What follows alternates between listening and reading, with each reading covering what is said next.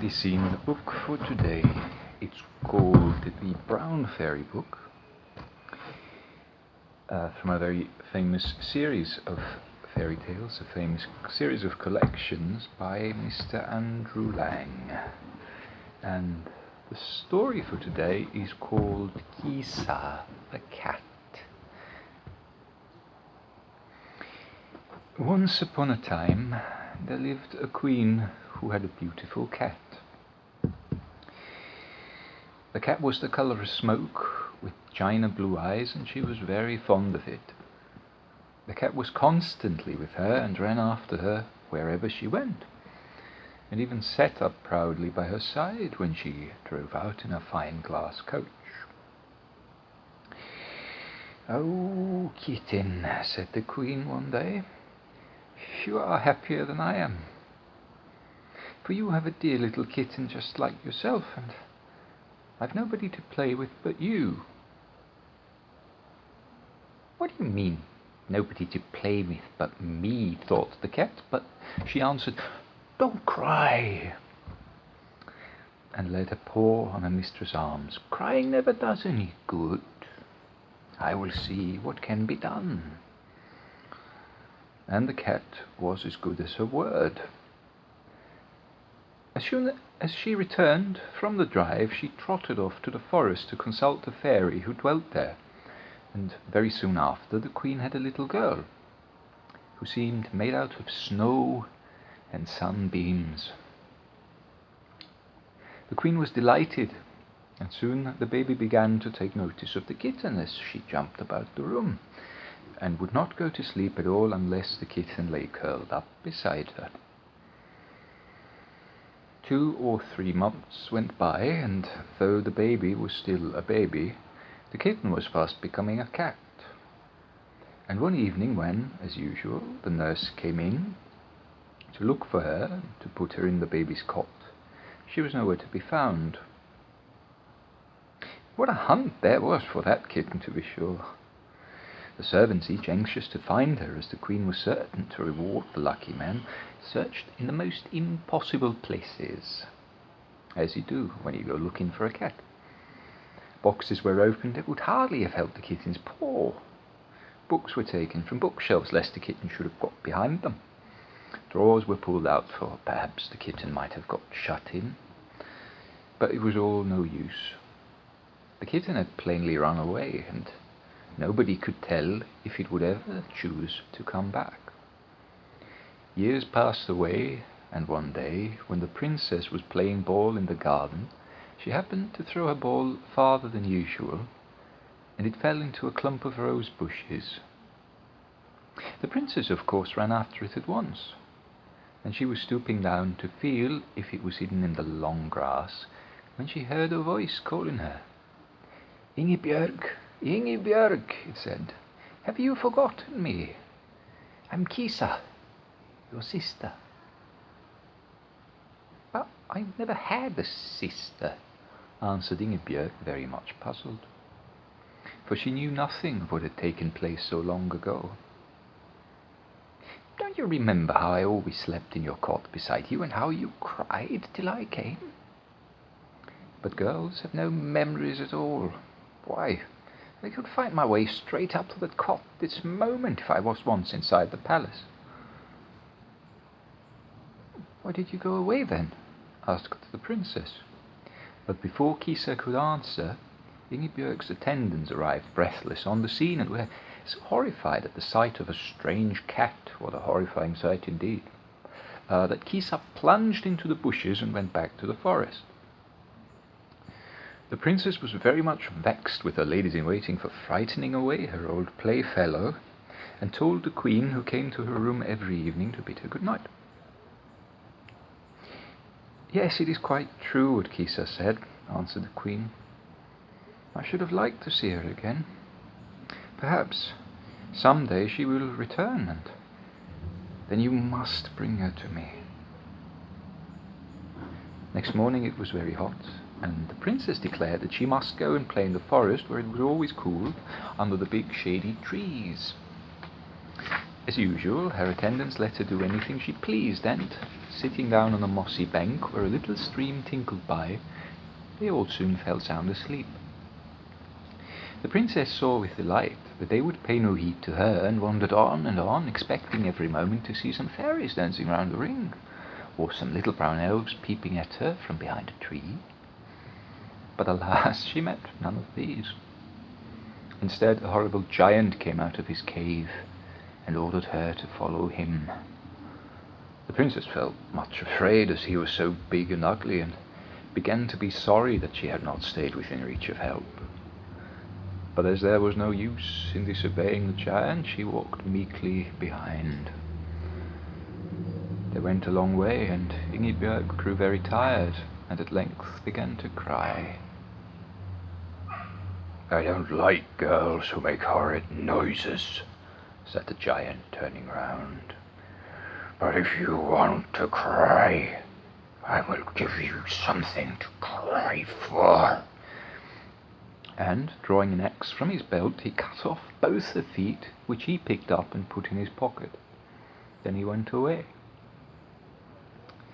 Poor Ingebjörg lay on the grass in terrible pain, and wondering if she should stay there till she died, as no one would know where to look for her.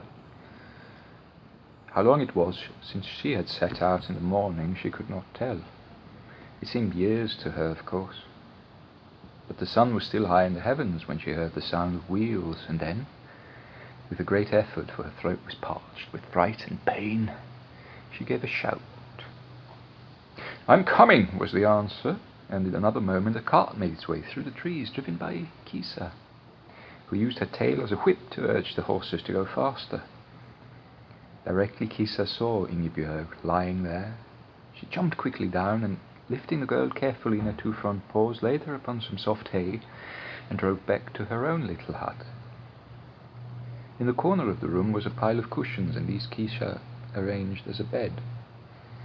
Ingebjörg, who by this time was nearly fainting from all that she had gone through, drank greedily some milk and sank back on the cushions, while Kisa fetched some dried herbs from a cupboard, soaked them in warm water, and tied them on the bleeding legs. The pain vanished at once, and Ingebjörg looked up and smiled at Kisa. "You will go to sleep now," said the cat, "and you will not mind if I leave you for a little while. I will lock the door, and no one can hurt you." But before she had finished, the princess was already asleep. Then Kisa got into the cart, which was standing at the door, and catching up the reins, drove straight to the giant's cave. Leaving the cart behind some trees, Kisa crept gently up to the open door and, crouching down, listened to what the giant was telling his wife, who was at supper with him. "The first day that I can spare, I shall just go back and kill her," he said. "It would never do for people in the forest to know that a mere girl can defy me." And he and his wife were so busy calling Ingebjörg all sorts of names for her bad behaviour that they never noticed Kisa stealing into a dark corner and upsetting a whole bag of salt into the great pot before the fire. "Dear me, how thirsty I am!" cried the giant by and by. "So am I," answered his wife. "I do wish I had not taken that last spoonful of broth. I am sure something was wrong with it." "If I don't get some water, I shall die," went on the giant, and rushing out of the cave, followed by his wife, he ran down the path which led to the river. Then Kisa entered the hut and lost no time in searching every hole till she came upon some grass under which Ingebjörg's feet were hidden, and putting them in her cart, drove back again to her own hut. Ingebjörg was thankful to see her, for she had lain too frightened to sleep, trembling at every noise. "Oh, it is you!" she cried joyfully as Kisa turned the key, and the cat came in, holding up the two neat little feet in their silver slippers. "In 2 minutes they shall be as tight as ever they were," said Kisa, and taking some strings of the magic grass which the giant had carelessly heaped on them, she bound the feet onto the legs above. "Of course, you won't be able to walk for some time. You must not expect that," she continued. "But if you're very good, perhaps about a week, I may carry you home again." And so she did. And when the cat drove the cart up to the palace gate, lashing the horses furiously with her tail, and the king and queen saw the lost daughter sitting beside her, they declared that no reward could be too great for the person who had brought her out of the giant's hands. "Well, we will talk about that by and by," said the cat, as she made her best bow and turned the horse's head. The princess was very unhappy when Kisa left her without even bidding her farewell. She would neither eat nor drink, nor take any notice of all the beautiful dresses her parents bought for her. "She will die unless we can make her laugh," one whispered to the other. "Is there anything in the world that we have left untried?" "Nothing except marriage," answered the king, who was a really dull fellow, and he invited all the handsomest young men he could think of to the palace, and bade the princess choose a husband from among them. It took them some time to decide which she admired the most, but at last she fixed upon a young prince whose eyes were like the pools in the forest, and his hair of bright gold.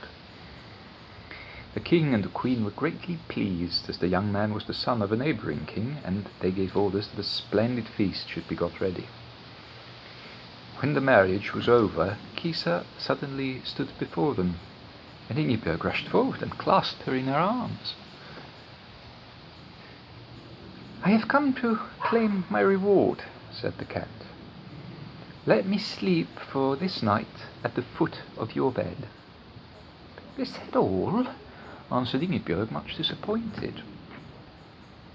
"It is enough," answered the cat.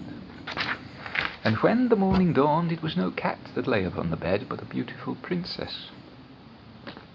"My mother and I were both enchanted by a spiteful fairy," said she, "and we could not free ourselves till we had done some kindly deed that had never been wrought before.